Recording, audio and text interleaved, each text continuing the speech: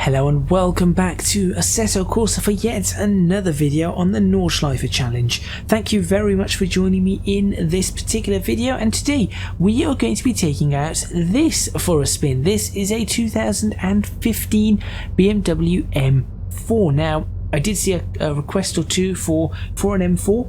So here's the M4. Unfortunately, it is not the competition one, so it's not the M4 CS. It is just a standard, I would say standard M4 from 2015, which was made, I believe, until last year, and now they've replaced it with that new, to be honest, in my personal opinion, quite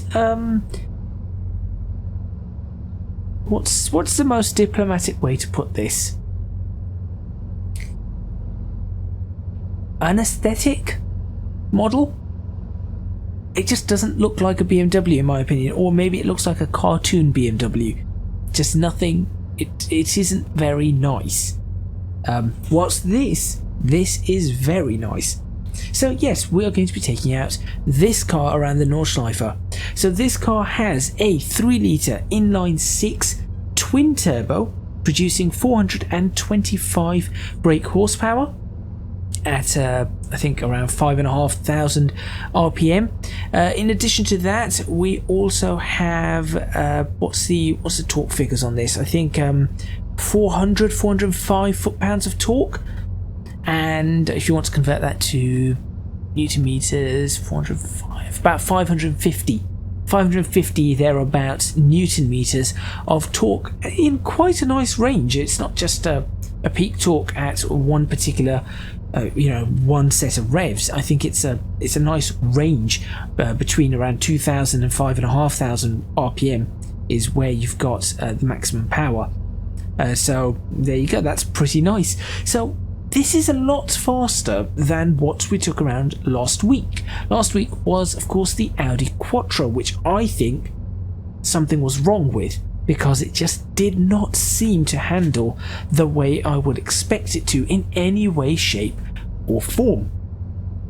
Up on your screen now is the times for, well, whatever the top 10 are at the moment, and the reason I'm only showing the top 10 right now is because I think this car is going to be battling somewhere around the top. In all honesty, I think the poor old Mazda has probably lost third place here with the 8 minutes 15, and we're going to be looking around the Lotus Exige.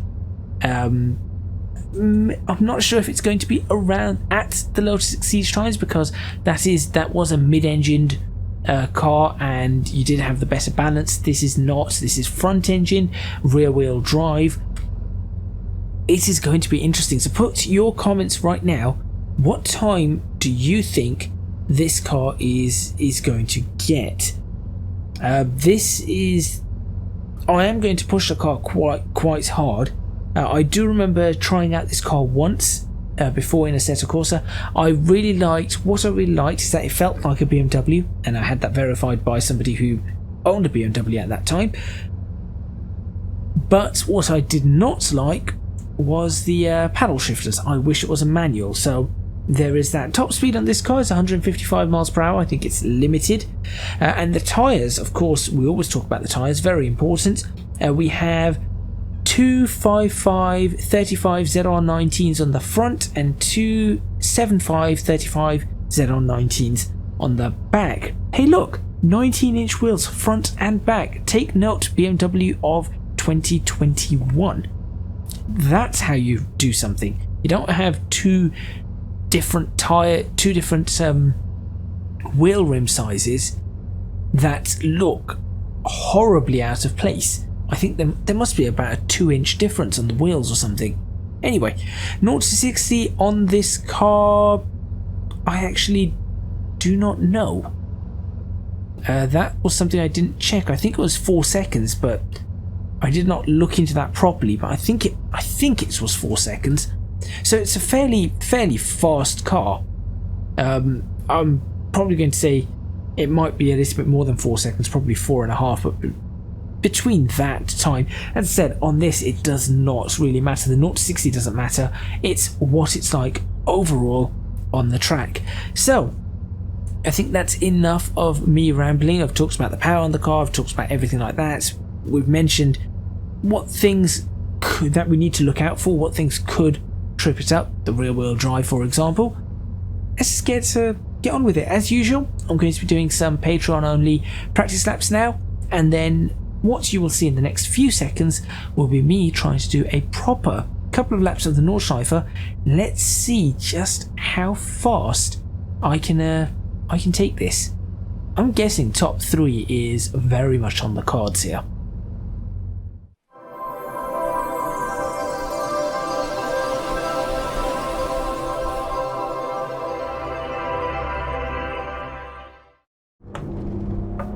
Alright, here we go. I've set my lap times, I've done my practice. I can tell you all about what I feel with this car as I take it around the Nordschleife for lap 1 of 2 or potentially 3. So first things first, this car is very nice to drive. I genuinely mean incredibly nice to drive. It's fast, it's agile, it's got every characteristic of a good BMW. And I mean every characteristic of a good BMW except one. There's only one characteristic that it's missing, and that characteristic is the manual gearbox. That is the only characteristic this car is missing. We want a H pattern. I'm using paddles, not the most engaging of ways to drive a car like this. Nevertheless, every other thing about this car feels pretty much, I'd say, well, I cannot say pretty much spot on, but it feels very, very good. And obviously it's going to be down to where this fits on that list now. Getting used to the brakes, I'm still getting used to them. They're you can press down pretty hard on them. They've got a lot of bite. The tyres can grip. Obviously no ABS, no traction control, street tyres as always. It does mean that I've got to be careful with how I put down the power, as you can imagine, and I've got to be careful with corners like that's one because of things like that. So you've got to be careful, you've got to plan ahead a little bit when you have no traction control and a car with this much power in it. That being said, the power going to the rear wheels are a perfect, I think they are the perfect width for power like this, 275s for 430, for 430 odd bhp or 425 bhp. I think they are really good. This is actually a worse lap than my practice. That's no good. Although there were points on the practice where I messed up, so I can always claw this back. I'll be honest, I think that my second practice lap was a very, very good lap. There were very few points where I looked at that and went, maybe I could have done a lot better. So that was a really good lap to start with. For this lap to beat that lap is going to take some doing, I think. And obviously I really started it very well. The car itself just feels like a BMW in every which way. It feels like the M3 but faster. It feels like the M3 but with the speed of an RX-7. That's the kind of feeling we've got on a car like this. And I think it's great, and it has the grip, it has plenty of turning, and every bit of that tail happy feeling that you get from a BMW as you throw the car around, it's all there, the whole lot. So it's a really nice car. The power delivery is very smooth, but perhaps not quite as smooth as the Audi that we had last week. So that's 1 point to the Audi for certain. I knew I could go really quickly through there. So there's definitely a points for the Audi on that. But aside from that, it does feel really quite smooth. One of the smoothest power deliveries we've had. The V12 was probably the absolute smoothest I've felt. That was in the Miura, although the Mazda RX-7 was also incredibly smooth. So yeah, throwing this car around doesn't feel like it's a handful, but I think it does take a little bit of skill and a little bit of understanding of what the car is going to do and where it's going to try and do certain things. It doesn't like, I think, certain curbs, high curbs, it's not a big fan of, but then many cars are not big fans of curbs like that. This section I really like with this because I can just late apex there, cut it slightly there, floor it through all of this, back on the brakes, ride it right out to the outside where I like to bring the car, take it right the way out, in, back in like that. Oh, slight more understeer than I want, but that's absolutely fine. And you have to be smooth through this. You can see the car wants to step out. I've had a few spins here already as I was getting used to the car.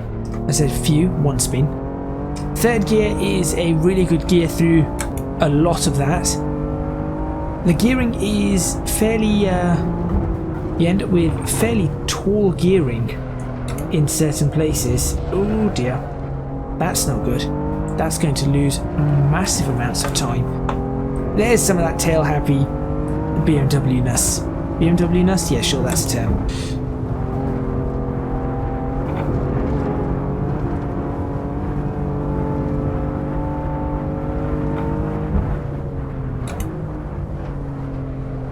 Try and keep it closer to the right hand side here so that we can bring it in nice and smooth through this. I could probably take more speed through that.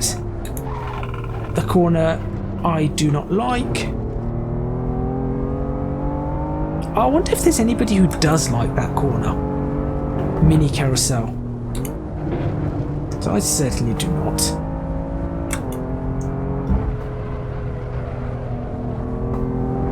There we go. Oh, slightly slow on exit there. But you'll see that I'm going to gain loads of time because I eased off the accelerator. So you're going to see the lap time come up fairly soon.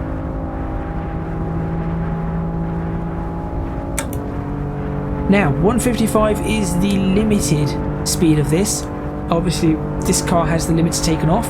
So we're getting to 160 now. It has 7 gears. It could probably reach a theoretical 180 or something, I would say. Oh, that's not a curb to touch. I need to be careful on the brakes here.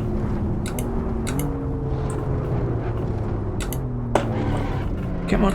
Oh, yeah, that's why I've got to be careful on the brakes. Yeah, that I messed up. Now, on the Patreon video, I did say something about that. So, we're on an 8 minutes 12 right now. That was with a mess up. Let's see how fast we can go without a mess up. So, laps 2 and 3 were such horrible laps, because I had some crashes and stuff, that I'm going for a 4th.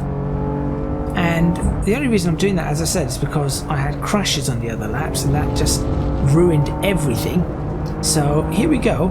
It's probably going to be identical to the best of the 2 laps, which is fine by me. I actually quite like driving this car. I think it's a nice car to drive. And I didn't want to bore you with 2 laps of rubbish driving. Or should I say, moments of good driving followed by subsequent moments of abysmal So this is what I've gone and done.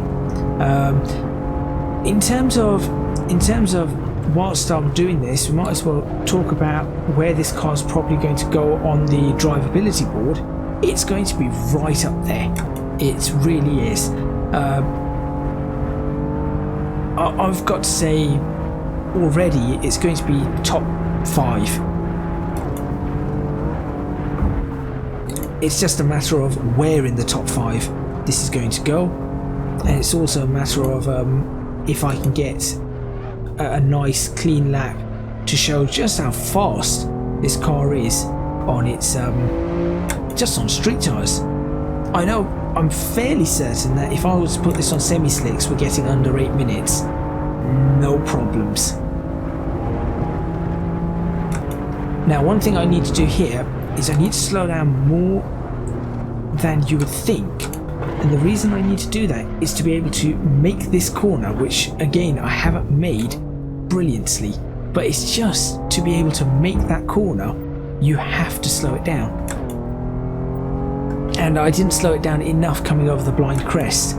So if you're driving this car, it's got so much power that it's too fast as it's gone over the top. It can carry so much speed over the top of that crest and further that as soon as it's stabilized, you just cannot, it's not able to manage on the brakes.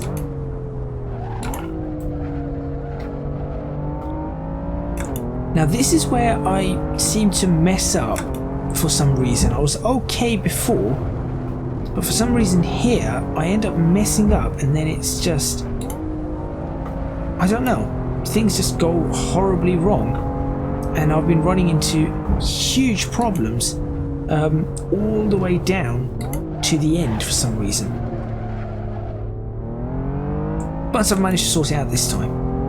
Now the run should be nice and clean all the way. That's what I was after. I say nice and clean. I've got to make it through this corner. This corner's not easy to make it through. You can see why. The car does want to slide out. But then that's the BMW way. Just sliding. That if you can control the slides, you can get really fast lap times, and that's the challenge of BMW. And it's great. It really is great. Ooh, there's another slide. And of course, if you want to slide it, you just do. And if you want the computer to do it, traction control handles it for you. And of course ABS if you don't want to lock up your brakes. But I like challenging myself, especially when you have a Logitech G27 which doesn't have the best pedals in the world. But it's done me well for a long time. Why did I slow down so much there? There's a slight moment of panic, I suppose, where I thought the car wasn't going to slow down as I locked the brakes. No.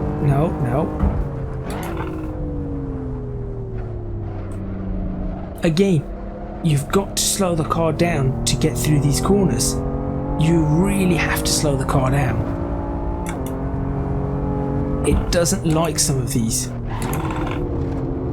Now I can use the carousel, interestingly enough, I can use the entry into the carousel as an opportunity to slow down. I think just braking all the way in does help. Yeah, I could have left it flat through that, but I didn't want to. Right, let's go. Our favourite gear, third gear. Third gear is great with this car.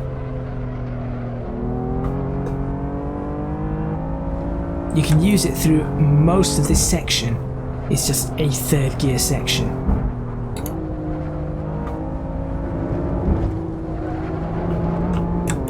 See? Back to fourth, down to third again. Don't even shift out of third, just stay in third.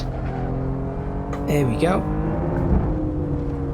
Again, staying in third. Wow, I've actually gained a lot more time there than I thought I would. 8:05. What's the Exige time?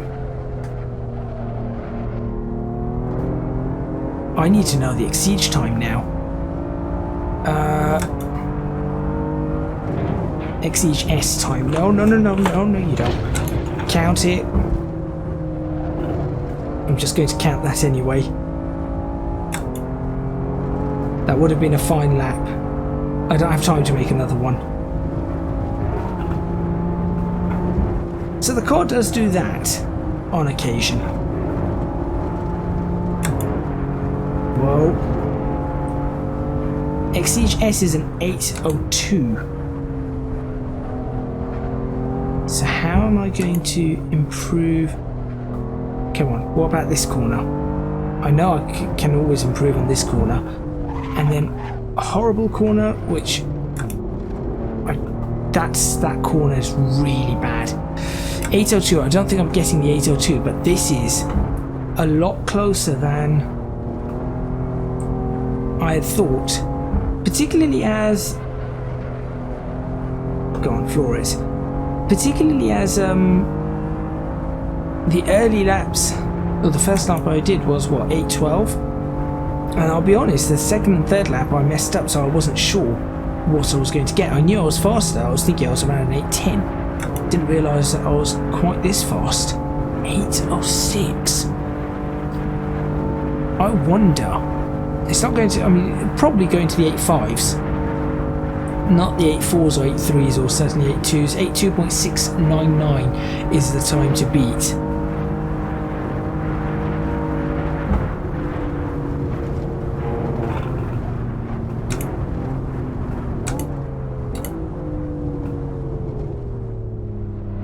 Had to slow it down there properly, otherwise you're going to mess up. And across the line, 8:05. What was it? 7.7.